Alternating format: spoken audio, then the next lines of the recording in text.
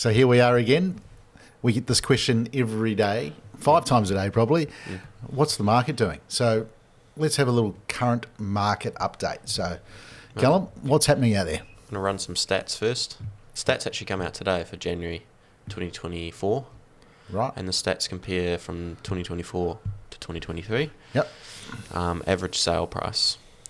We have to be careful with these stats because if you've had a month where there's been a lot of big sales, they can skew the results. And then other months where there's only first-time buyer market, say 5 to 700 sales, then that's going to bring the average price down as well. But it gives you some indication. Yeah. So Nelson is pretty stable. Nelson City Centre. Yep. And so that's a Nelson City Council area, is it? Yep. So basically everything in Nelson, Adawai, out to Champion Road. Yep. In Richmond, yep. So they've had an increase of 0.7%. Right. So basically not really a change Yep. on average sale price, but Tasman's probably the noticeable one. They've increased by 11.2% average sale price. However, That's interesting, isn't it? Yeah. 11.2% increase from January 2023 to Yep. January 2024. yeah. Let's look into that a bit more because I know from obviously working in that area a lot that's interesting news to me because what we're seeing on the coalface is probably not that much of an increase. No. So let's dive into it. How many sales were actually achieved in January 2024? Relatively low for Yeah. what we usually would have. So that was 48 sales. 48 sales. So normally we would see at least 100 sales per month in Tasman district. Yep. So half as many sales. So that's going to screw the numbers a wee bit. And what else sort of stuck out to you in those sales? Well, just looking at it, you can see that there's been, I think, 5 or 6 sales that are at least 2 million or more. Right. So when you chuck those in amongst those 600-700, it's going to really pull the average up. Yeah.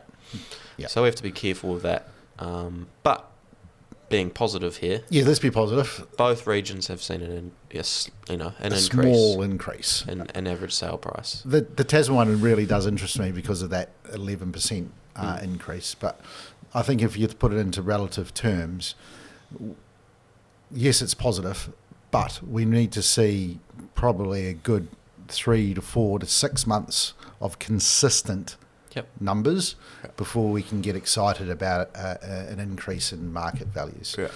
So those people that are listening and thinking, whoa, my house has gone up by 10%, it's not quite. It's not the only metric to look at. Yeah, it's not quite the reality. But yeah, positive news in the market out there. What are we experiencing? Yeah, so on the coalface is probably the more important thing, and we have a pretty good idea because at the moment we're sitting on 40 listings. Yeah. So we're doing upwards of 30 open homes probably in a weekend between our team. So we're getting a good idea, a good spread of different price range to know what's happening. Yeah. Numbers through. I think numbers are up in general in terms of people looking through. You would say that the first home buyer market's going really, really well. Yeah. In some instances, that feels like back to peak market days, but only if the price is Right. really, really attractive. So we've had 2 examples of making it turning a certain house into a vendor's market Yeah. when it's actually a buyer's market overall. So we've had 2 houses. I won't go into specifics too much in terms of the properties, but one offers over 699 with an RV of 790, Yeah. which actually got updated during that week of the campaign by QV. Sometimes they jump on there, and if it's looking Bump it. nice, they'll bump it up. So 699 RV of 790, which is what you'd probably normally want to see in the Nelson City Council area in terms of pricing according Yeah. to RV, because most is selling under. Exactly. And I think for the people that are listening and watching that, people need to understand the Nelson City Council area RVs were updated peak of market. So reality is since peak of market, prices reduced around 10% as a whole average. So things are selling on average around 10% under the RV for properties. So if you're going to be selling, you need to make sure that the prices are seen as appealing, which is definitely under what the RV is to get the people in the door, and then let the market dictate that price. But carry on. So what happened there with that offers over 699 on that property? Yeah. So look, the vendors were hoping to achieve something over that amount. 30 grand over the amount would have been really nice for them. Mm-hmm. We ended up with 34 groups through that open home, Yeah. 6 groups through before the open home, and a bunch of second viewings after that. Yeah. Called for all offers the Thursday after the first open home. We got 5 offers on the table. Yeah. All were over, Well over. and the winner was in the vicinity of about 80,000 over the asking price, Yeah. which was just outstanding in this market. So it just goes to prove if you can create a bit of competition by pricing the property at a level that shows there's more value for money, and people get emotionally invested and compete. I think what it goes to show is that there is a very active market in that first home buyer market. So there's some investors, poking their head out again after the government change, but the reality is, it comes down to those 3 Ps again. The price, get the price right, get the promotion right, what we do at Summit and Team Delaney, and then obviously get the presentation of those properties right. If you get those 3 Ps right, you're going to get a bit of a frenzy in this market in that first home buyer range. Yeah, definitely. And we've got the second property's pretty similar, to be fair. Yeah. Slightly lower price brackets, offers over 649 with an RV of 720. Yeah. We're presenting offers tomorrow on that, and there should be about the same 4 or 5 offers on that. I don't know. We're going to be already having a look at the offers. We're going to be miles over that. Yeah. In terms of price, completely blowing the vendors' expectations away. So it can exciting. happen. Just got to have a bit of trust from the vendors. Yeah, it's got to trust the process, if you like. Yep.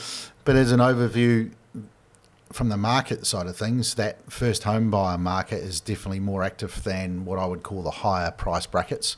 Looking at our open home numbers and looking at the inquiry we're getting on, say, $1 million plus properties, that top end of the market has definitely slowed down and quietened down a lot. Yeah. It's interesting because prior to Christmas, in towards the end of last year, you'd say that the higher market was probably more active than the first home buyer market. Yeah.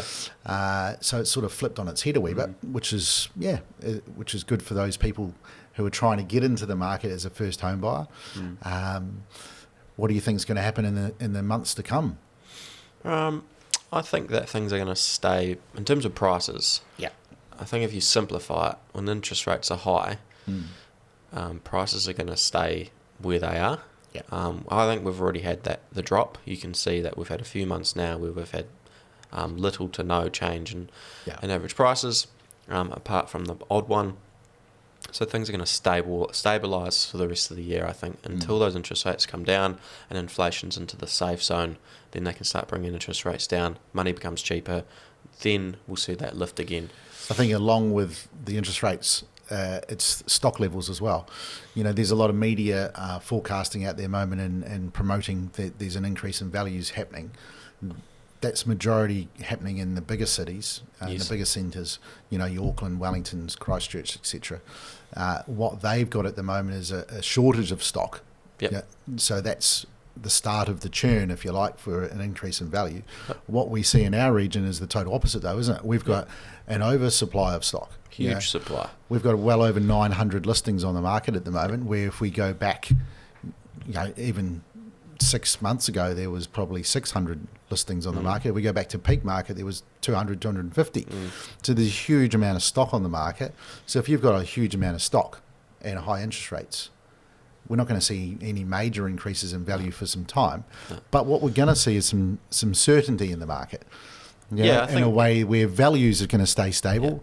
People aren't going to be worried that they're overpaying, which they were peak market. They're not going to worry about missing out on a property because there's plenty to choose from. So if you're thinking of selling, now's actually a really good time to sell, because there's still people out there wanting to buy, but you don't have that stress and worry about where you're going to move to, because there's going to be plenty of choice. So it's what you would call a more normal market. It's pretty normal. Yep. You can go and put your house on the market and know that you're going to be able to find a property pretty easily. So stable market. Stable market going forward. Going forward for the next few months. And it'll be very interesting to see what those stats have to say in the coming months in relation to those total sales, because that's a key factor to knowing what the stats are having to say, and then seeing if there's any of those big sales happening, which then will give us a more confirmed number and what's happening, with increases or decreases or stabilisation. Yeah.